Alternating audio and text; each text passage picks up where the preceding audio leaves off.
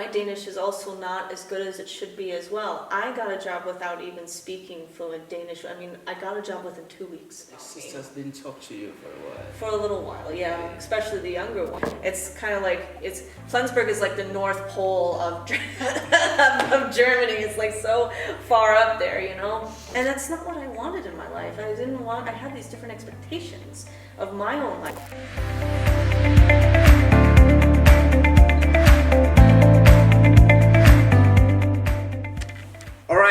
Welcome to Eagles Impact. My name is Ed Murphy. Today I have an incredible lady here with me, sitting here on my left. She's the lady behind Career Denmark. She's a business consultant and as well a career consultant. And she's one of the most incredible ladies I've ever come across in my life. And today I believe everybody needs to hear her to actually see what she's going to tell us today. It's a pleasure to be with you today, Kate. Oh, it's so nice to be here too. How are you doing? I'm fine. Awesome.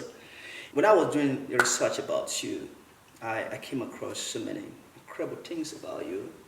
And I feel like I tried to process them myself, but it was a little bit difficult, but I believe it is better I'll be with you, then you can just tell me how all these things really happened. You're so incredible. You were born and raised in the United States. Before you moved into Denmark, you know, there were so many things so interesting about your story. Can you please tell me a little bit about your background? Yes, of course. First of all, I have to say that you humble me. Yeah, because it's you humble me because I never have seen myself as this incredible person, and I guess it's a lot of it is because my story is about survival. Yeah. It's about getting through life and trying to have meaning in my life. I think that was the whole struggle of my life. I think is about having meaning and what that meaning could be in life. And to tell you a little bit more about my background, I come from the United States. I come from a rural farm area, so I come from this closed-minded, conservative, religious community. And we're gonna, we'll say Trump-loving community, so it gives you an idea. Trump-loving, right? Trump-loving, yes, no, but also very, very racist community. So you're not welcome there. I'm very sorry, but that's how kind of that's the kind of place. So that's why I you come call it from. Trump-loving. Trump-loving, yes. Yeah. That's why I call it Trump-loving, yes. And that's where I came from. And I was always told to not question things and say that this is the way they are, and that because this is what the great book says, and because this is what the great book says, you must do what it says. And you don't interpret things the way they are. It's just you take it literally, right? And I say that I'm born liberal, and the reason why is because I always questioned things. I always had researched and questioned about why is the grass green? Why is the sky blue? I always wanted to know the reasons behind what I'm doing or why I'm here. And and when I was told, no, this is the way you need to be, I didn't feel that same way, and I felt so guilty, this guilt of being what's wrong with me? Why am I the only person that feels this way? So then I met two exchange students that changed my life. One was a Dane and one was a German. Okay. And they were in my exchange high school. And then once I talked to them and they became my friends, I realized that I'm not alone in my thoughts and in my feelings, and that the way I was thinking was not wrong in that sense. And then I decided, I kind of became that rebel. The rebel came out of me a little bit and saying, I'm going to stand up for myself and say, this is what I'm going to do and be. So I went to Denmark for the first time in 2007 when I was 18 years old. Saved up for all the money and did everything with that, and then my family, because I went to Denmark, literally I did all the money in myself, came to Denmark, and then they said, well, because of that decision I made, that they wouldn't help me financially with my education. So, and because as you know, in the United States, it's very expensive, very, very expensive to have studies there. And I thought I would be screwed, and I was like, what am I going to do? I want to have an education, but I took that big step to stand up for myself, in that sense, and say that yes, I'm an adult and I want to make decisions on my own. Then I actually was very fortunate to get a full ride scholarship at Central Michigan University, but that still was not enough. Even with that, I still needed like 3 part-time jobs. Maybe it was even 4. It was 4 part-time jobs just to get by, and then also full-time studies. Yeah, those were really hard days. After that, and then I realized that I wanted to study in Germany and study abroad, and that's when it really opened my eyes. When I was actually living in the culture, in the German culture, and I realized, whoa, I'm actually here at this place where I'm surrounded by people who feel and think the way I do. So, and then I had to go back to the United States and raised up all the money I could. And then I actually came back to study and finish my degree in Germany from Central Michigan University. It's complicated, it's another story for another time. And then I was able to finish my degree in Germany.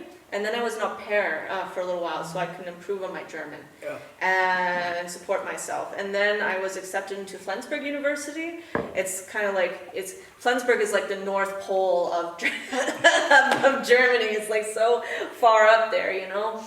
And I went there to also study European studies, which was more the political science aspect and law. And yeah, and then that's when I met the love of my life. Actually, and it's, you know, that's a funny thing, right? Maybe there was a reason why I met my friend in Denmark, because he introduced me to my now husband. And I'm just thinking about the days, I'm reiterating that time when I met him. I met him at Festelaune, the Halloween it's like that Mexican Halloween party. And we met at a party, and things happen at a party, and then we kept seeing each other, and then we were together for 3 years, he was in Aarhus studying, and I was in Flensburg, and we were going back and forth. Then I completed my master's, and then I did my PhD, and he was doing his master's and studying, and then things went downhill. I couldn't find funding for my PhD. I was an English teacher at the time to support myself. That was not working out, and then I was like, crap, what am I going to do now? And I felt like my life was going downhill. So then I was applied for a job in China, and then I actually was offered the job, and it was a full ride where they would have paid for everything for me to move there, travel there, be there, and go to China. And then I told my boyfriend, now husband, and then he actually looked at me and said, you know what, Kate, he's like, I really want to be with you. Why don't you come in and move in and be with me in Denmark? And I was like, what? You know, and it was like a really big thing for me, because that's like the next step. I've never done that with someone before. And it's like, so it took me really back, because it was like deciding if I want to go to Hoogaland or do I want to go to Chinatown. I wasn't sure like what direction where to go. And I remember what I did. I actually made a list, right? All the positives, like pros and cons for China, and all the pros and cons if I went to Denmark. So then I looked at the two, and I was looking it over, and then I actually wrote down one question on the bottom. What would make me happy? And then when I would say happy, I really meant what would bring meaning to my life. And then I realized that all these lists didn't matter. It just didn't. And then I decided to move to Denmark, and and that's the story. And then I actually reinvented myself. We can talk about that maybe in the next question. So Hey, I'm a little bit curious. Like you were living very good in the United States, right? Mm-hmm. Oh yeah, sure. But what really motivates you that I have to leave my family? Is it because you weren't happy, or you decided, man, I have to go and find happiness somewhere? Was it the search of happiness that actually makes you, motivate you to move from the United States, or? I think it was because of curiosity, actually. Curiosity. Yeah, because I was always fascinated by Europe and my ancestry, and I always wanted to know what was the other side of the pond. And then I was told that Europe would, because also where I come from, they don't understand the difference between socialism and communism. They think it's the same thing.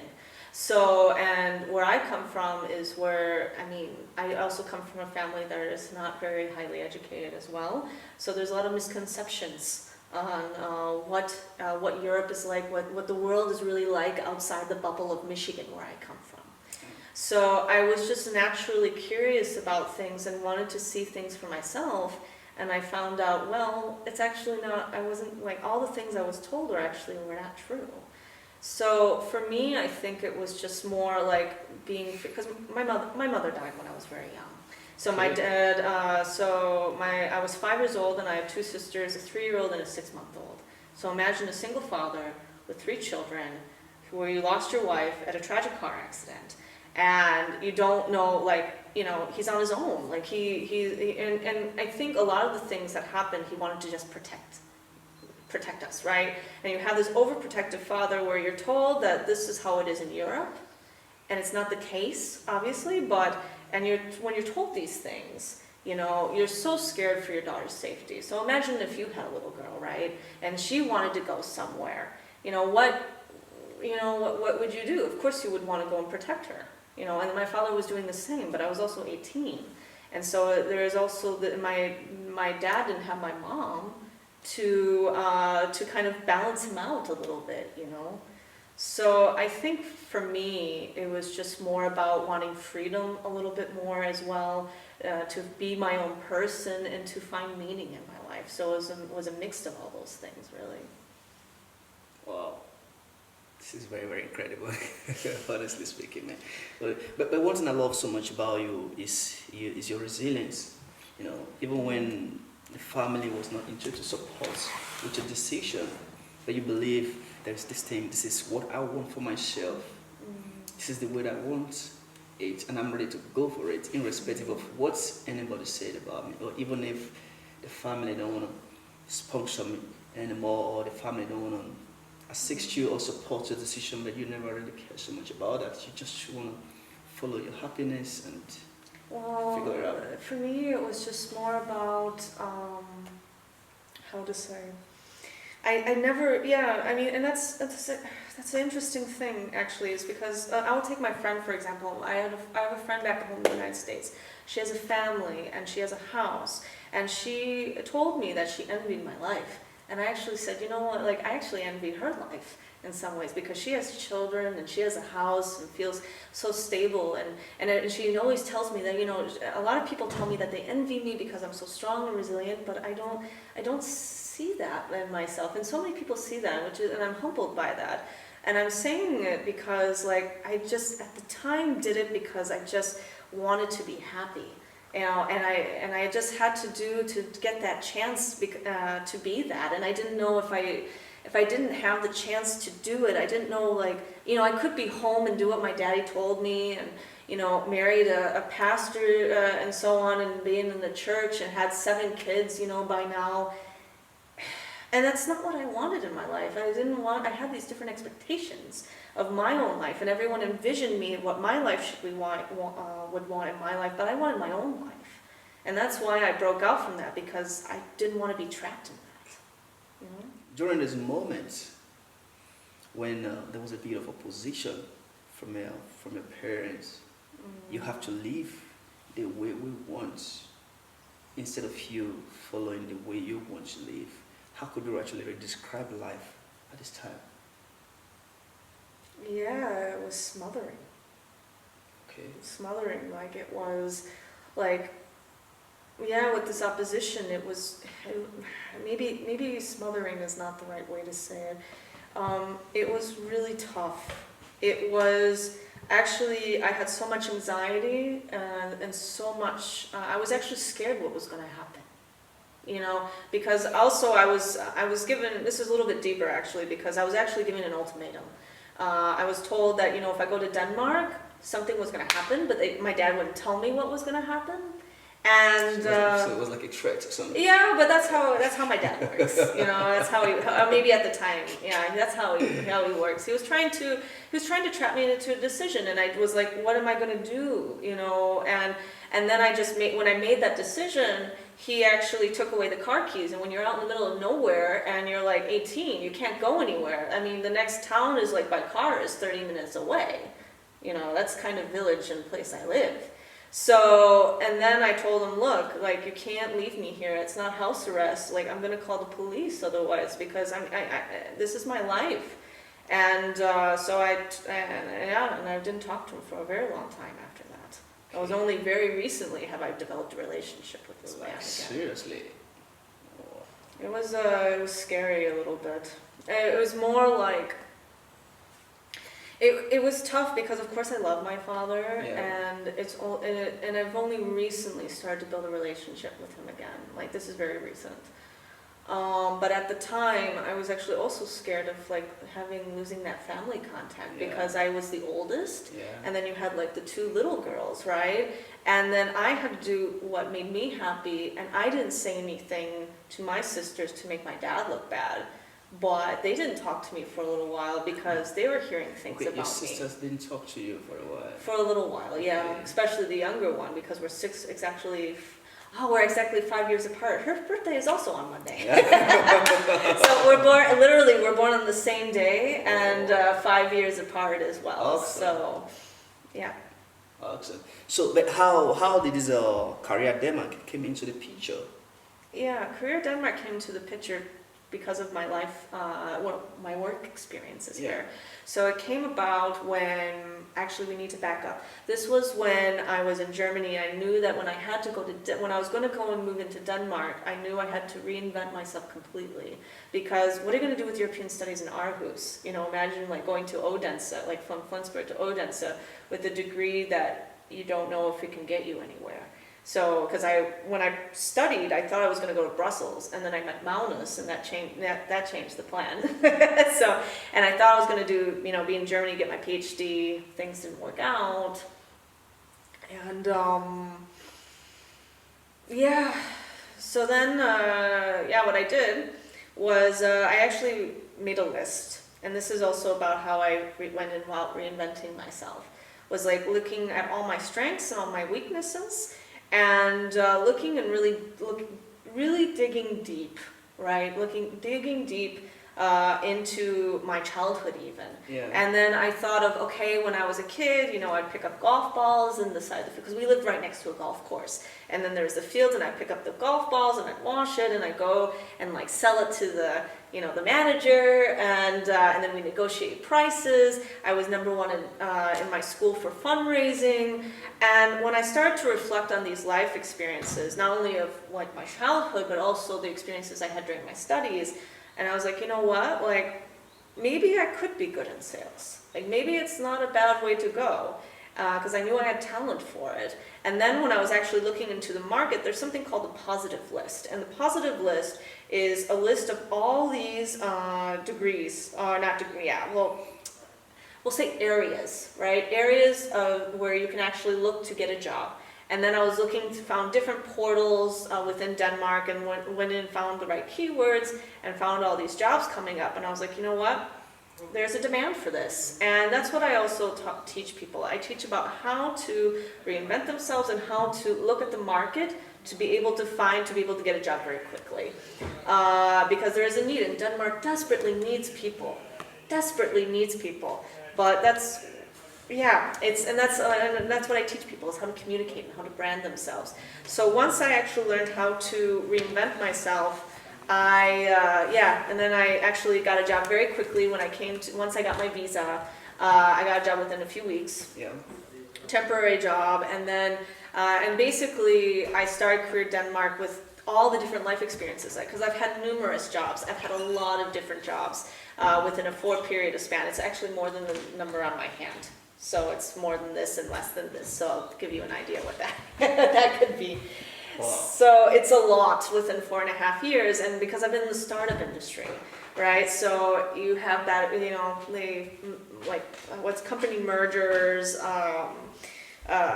change of strategy. It's a mix of bad luck, and also my last job I take responsibility for, because I took a strategy I thought would work and it didn't. This is how it is in sales. But then I realized that a year ago, a friend of mine told me, look, you actually have something. You've gotten so many jobs in so many different ways, through LinkedIn, through job postings, through making content, networking. He said, you're so good at what you do. He's like, you should really consider making this a business. And I was like, and I told him, I'm not a businesswoman. Like, you're joking with me. Like, there's no way I can't, like, I'm like, no.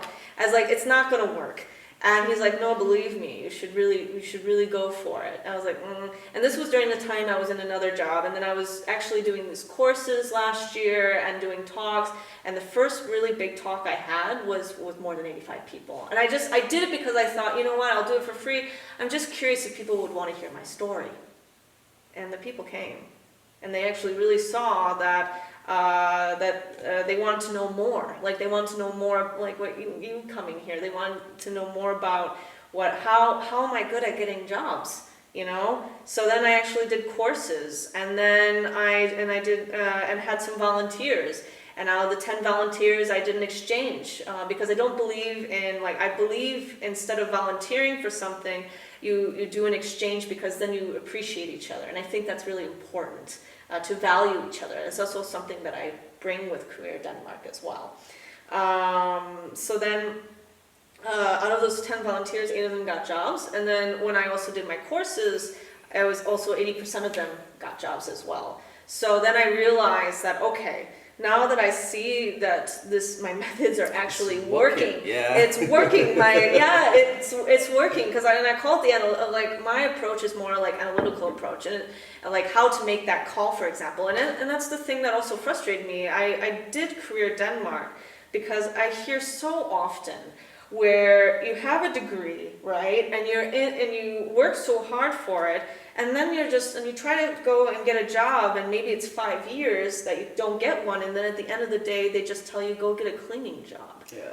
You know, and who wants that? I mean, it's one thing if you come, like, how to say, it frustrates me when the majority think that you should just be content with life. And I think that's very much about Danish culture. It's just be content with what you have and it's fine. But you have to be hungry as well. You have to be hungry as well. You want meaning in your life.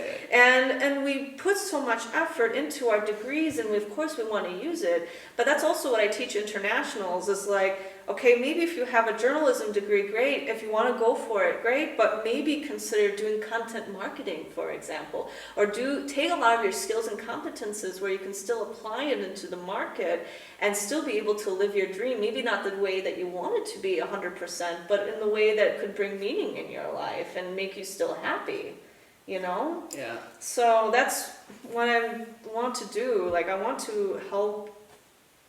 I want people to also have meaning in their life. And honestly, you're doing incredibly great.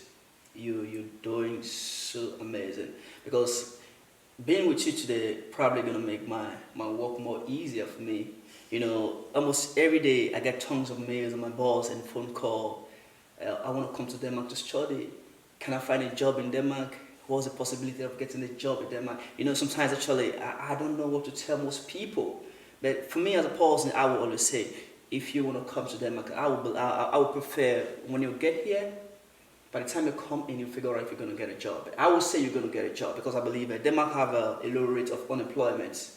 As far as, you understand. You know, just like you said before, when it comes to like the area of contentment, you know, we sometimes we tend to have a bit of misconception on what contentment and satisfaction is all about. You know, you should be contented. You should be contented with what you have, but you should be hungry for more. You don't just have to be satisfied because when you're satisfied, you don't need more anymore. But isn't it interesting as well, like I was also talking about it with my husband as well, about this need of wanting more, because even like for me, like when I was in sales, for example, I always wanted more, like I wanted to go up, I want to be director of sales, things like this, and then actually he made me realize one thing. He was like, you're always going to be hungry, right? Yeah. And then I was like, okay, well if that's the case, when am I actually going to be content with life? And that is actually when I decided to make my company, because I knew that that's what would make me content. Yeah. You know, and happy and satisfied. And that's also what I want to help people with. I want them to have that satisfaction. And the thing is like, the more you help, the more you want to help, right? Exactly. And the more you get there, you want to go more higher. Exactly. You know, honestly, you're one of the most incredible lady I've come across, man. You know, and I believe there are so many people who have been able to put food on the table, or who've been able to make their life easier in this country just because you showed up. You know, you living the dream has become an eye-opener to most people. There are people who could have been jobless today, who could have been unemployed. But it's just because you decide to live your dream, and people could actually be employed today. Think about it. I mean, that's really, really incredible. Actually, as I see it, you know, if I could just be a motivation for someone, because I think sometimes it's not only about the tools. Yeah. It's also just having someone as a beacon a little bit, and just saying, like, you know, maybe someone just showing them the light a little bit, just helping them steer toward that direction, you know? Yeah. And that's what I want to do for people. And if that's all they need, great. Wow. Fantastic. Wow. And that's enough. That's awesome. That's really awesome. Okay, now actually it's really getting more interesting now. You've really had an incredible experience moving into Denmark. And I must commend you are a very great survivor. You know, your resilience is amazing. And so now let's talk about this. For every internationals that are moving into Denmark today, when it comes to the area of job search, what are the mistakes you think they're actually making? Knowing how to communicate to Danish companies, and knowing how to brand themselves. I think those are two things that they have no clue on what to do. And yeah, that's simply it. Okay.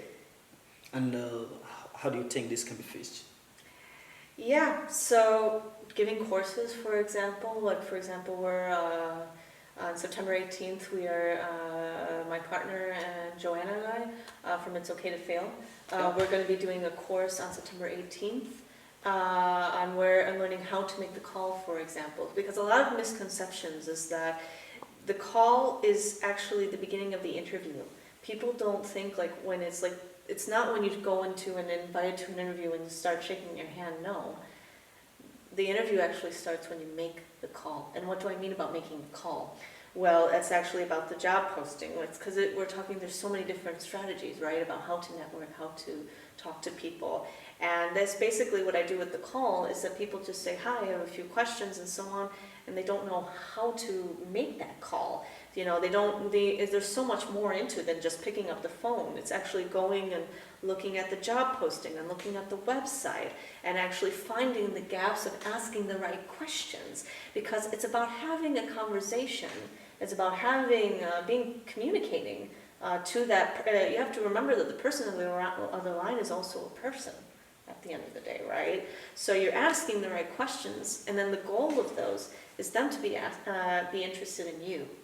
Right? So then when they start asking questions about you, that's actually when the interview starts, because the first impression is everything. It really is. And so then once you start asking the questions and they start asking questions about you, when they ask for your name at the end again, you have a 95% chance that you're going to get invited to a job interview. I'm pretty positive. Seriously? Well, yeah, seriously. That's actually how you do it. Like, it's really about when you find the right answers in question and just having that conversation on the phone. Then I've actually gotten, like, before I even came to Denmark, I was looking for jobs and so on. And one story I remember is when I was asking the right questions, he was like, you know what? He's like, just send your CV and cover letter later, just come to the job interview. Just because of that call. And I never even sent an application yet. That was just doing that. So it's important to actually learn again how you communicate that. And also on LinkedIn, because at the end, it's about communicating to companies about their value, actually. About communicating with them about how you bring value to the company. Because I think at the end of the day, yes, it's about learning how to personalize and how to, be professional, but at the same time, yeah, but at the end of the day, you're a product. You know, we tend to forget that we are products to that company. So we have to show value to them, because in the end we have to essentially generate revenue at the end of the day, right? They have to be valuable to that company. So you have to prove that and show that and how to communicate that, because as internationals, we have to do a few more things than Danes do, right? So we have to actually prove more our value. So let me give you another example or tip. All of us internationals can say one thing, and that's that I have intercultural and interpersonal communication skills. And what does that mean? Well, and if they ask, well, it's because we intercommunicate. Like, you're from Nigeria, I'm from the United States, we're having a conversation here. And we're actually communicating. Yeah. We're having that conversation. And so I know it's about, and every international can say that and say, well, I've done clubs or universities, and I've been in another country abroad. There's so many things that can make us so attractive and valuable for the Danish market. It's just about how you word it. And every international should say that I have intercultural and interpersonal communication skills. That's also, I hope that answers your question. Wow. Most internationals actually believe, I don't have what it takes, based on the fact I don't speak the language. They see the language as a very big disadvantage in the job market. Mm-hmm. What do you think? Because I've seen so many internationals graduate here who have very good discipline, but they find it difficult to go for a job. Even when they have the instinct of going to approaching the company, they believe being the fact that I'm not fluent in Danish, I don't speak the language so good, so my chances of getting a job might be very slim in that enterprise or in a company. So people who have this kind of notion with them, what do you have to tell them? Do you really believe? I'm going to answer that with a question. Why do you create barriers for yourself? Why do you create and make that barrier for yourself? I think when you say, people say, oh, there's this barrier and this. I mean, yeah, my Danish is also not as good as it should be as well. I got a job without even speaking fluent Danish. I mean, I got a job within 2 weeks, coming to Denmark, right? So the answer I have to say to that is that don't let anyone define you. Don't let anything or anyone define or create barriers for yourself. Because at the end of the day, all internationals have value and worth, and that you have value and worth to give to someone else. So, okay, if something is limited, I don't believe in that you should make those limitations, because I think we always put limitations on ourselves. We always find a reason for having that low self-worth, and we always find a reason to it. But I just take that barriers, and it says it's about how you communicate that, or at least try. Even if your Danish is not so good, just try. Try it, do your best, and Danes just appreciate that you try, So, in that sense, I think, I'm trying not to make it sound like a fairy tale in any way. I mean, of course, it depends on your location and what your field is. It's a lot more complicated than that. But in the end, I firmly believe it's just about how you communicate that. I'm with one girl, did coaching as well, and it's very difficult here to be an architect here in Denmark. And she finally got her application noticed, and I believe she's also got a job interview. I'm not 100% sure on that, but I'm pretty sure that she told me that she had a job interview because it was just about communicating that value to the company, at the end of the day. And I think that's a basic. It's not only a problem that internationals have, Danes have it too. They don't know how to communicate that. And I think as internationals, we're like the diamond in the rough. All of us have this spark or something you just need to brush it. And I think the dust on that diamond is like saying that, oh, I don't have these Danish skills, or oh, I don't have this and this to do that. Well, then change it. Learn how to communicate. Well, maybe learn a little bit of marketing skills. I don't just fix the problem so you don't let anything or anyone define you. Yeah. So that's my answer to that. Wow. honestly, so you shouldn't let somebody define you. You should believe you have something to offer to the marketplace. Yes. It's not just you that's expecting, but you also have something to give. Yes, don't, of course you need to be honest with yourself. Don't lie or say things. You need to be honest with yourself, because it's very important to be honest with that. Because when you're honest with yourself, then you'll become successful in that. And I firmly believe that. If you want to do something, do it, but then you have to really work hard to, get where you want to be. You have to be realistic at the same time. I'm not trying to paint this as like, this that it's going to be easy. It's not. It's very difficult to do. But I firmly believe that if you learn how to communicate and you take those barriers away and fix it, then I think you can go places. Yeah. So. Wow, this is really, really interesting. And I believe this conversation is going to change a lot of things, trust me, because there are so many people out there who believe the language is a big barrier to get a job in Denmark. Most people settle for low-income job just because they can't speak the language. Even without even approaching a company, they believe even if I approach, they're not going to accept me. Being the fact that I'm not fluent, I don't speak the language, I'm not, They're not confident in themselves. Yeah, they're not so confident in themselves. They just have this kind of internal condemnation within themselves, Yeah, and that's what they need. And that's it's in Danish culture. They love confidence. They really do. I mean, who wants to hire someone who's not confident? Yeah. Right? So you don't, that's why I say if you take away those barriers and start giving confidence and that's why I'm also doing this to give motivation and to help, because maybe I believe changing your mindset is everything. And once you actually change that mindset, I think people can really change themselves and really become successful. So. This is really interesting. You believe changing your mindset is everything. So if you can actually be able to flip your mindset, it works out the way you want it. Or at least I hope so. I think so. Yeah, well, I mean, that's the thing. It worked for me, and I think it definitely can work for other people, and I've seen it work with other people. I mean, I don't guarantee anyone, with the strategies that I give, they are tools. And, of course, not everyone is, of course, you might be failure at it, but at least if you even fail at it, you learn from it and then you pick yourself up and move on. Believe me, I've had numerous jobs, and I've definitely and I felt like a failure, of course. It takes away your confidence as well. Imagine getting all these jobs, not only the rejections, but also going and having a new job over and over and over again. Of course that does something to your confidence as well. But I just don't let it define me. I've also been people have asked me, well, you've had so many jobs. Yeah, and? Because, it's bad luck. I just don't let that define me at all. All these different jobs I've had, no. And that's why I've created this, is because I just don't let people put that on me. Wow. But as a job consultant, how will you advise the people should handle rejection when it comes to job application? For instance, you apply for a job and you've been turned down, we don't want you, or unfortunately we don't have a space for you. How will you advise that people should handle this emotion?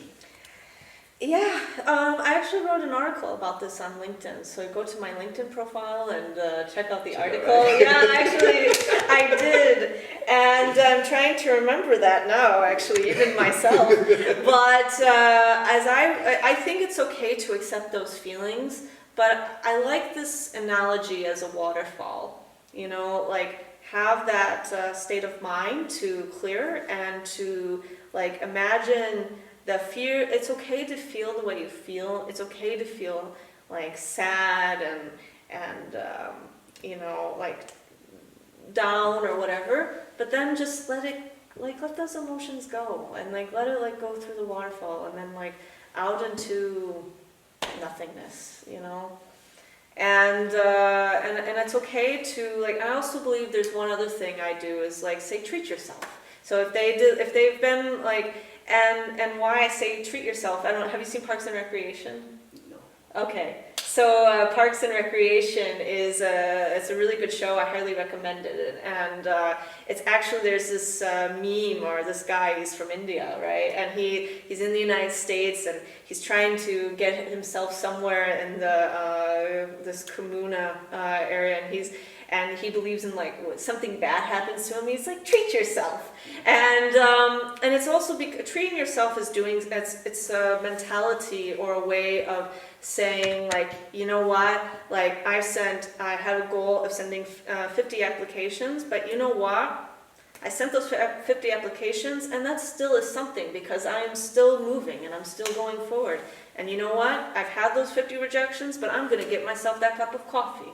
Or I'm going to go and take myself a walk. You know why? Because I sent 50 goddamn applications. You know, and even if you get to that job interview, like let's say, and that's really even like the big thing, right? Where you get the job interview and you really want this job and you don't get it, right? So I'm like, you treat yourself anyway. You know why? Because you got to a job interview out of maybe 100 applicants. That's still a win. Yeah. That's still, and we tend to forget that in ourselves.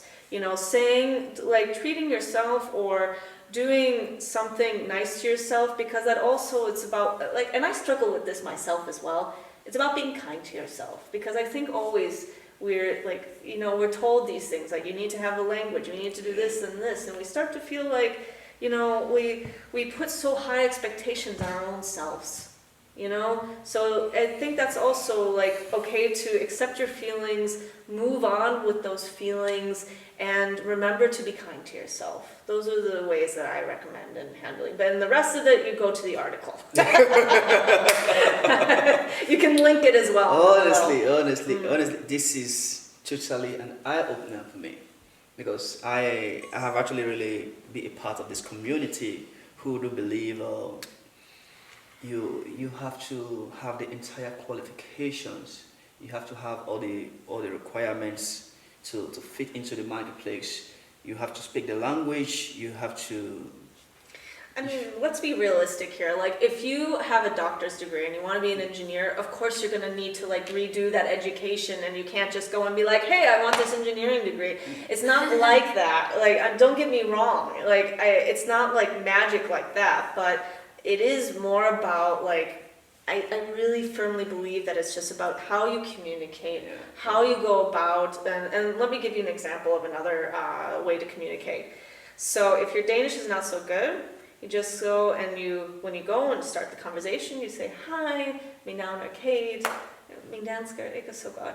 Can we take it på English, please? And they're like, yeah, and they usually say yes. And if they're like, oh, it's so good, you know, and they're like, oh, thank you, and then you know, have that conversation, you know, and then if they really want someone with Danish, right?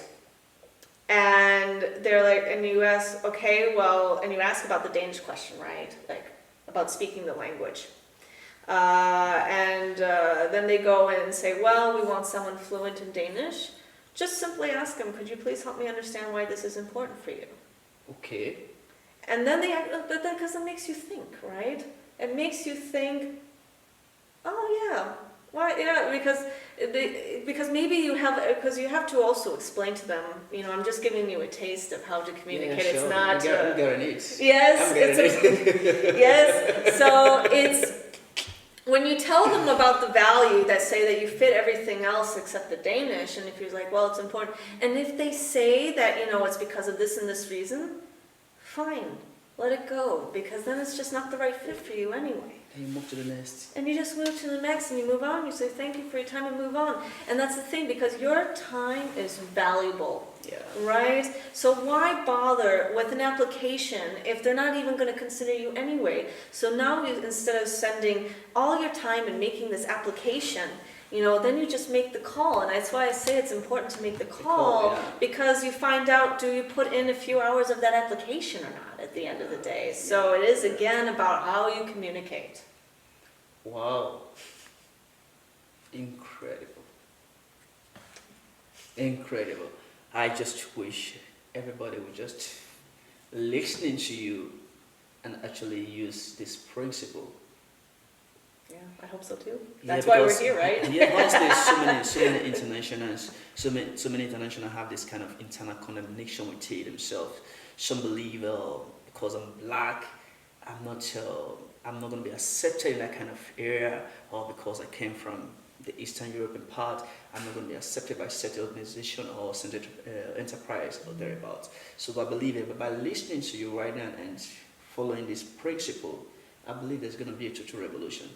I hope so. Yeah. I hope so. Honestly, you're doing incredibly good, Kate. I really appreciate you. But if I'm asked, what kind of impact do you really want to make in the world? I want to just make a difference in people's lives. I just genuinely, the impact is I just want people to realize their own potential. That's what I want, is to realize their own potential, so that then they can lead happy and successful and fulfilling lives. That's what I want, and that's kind of the impact that I want to bring. Wow.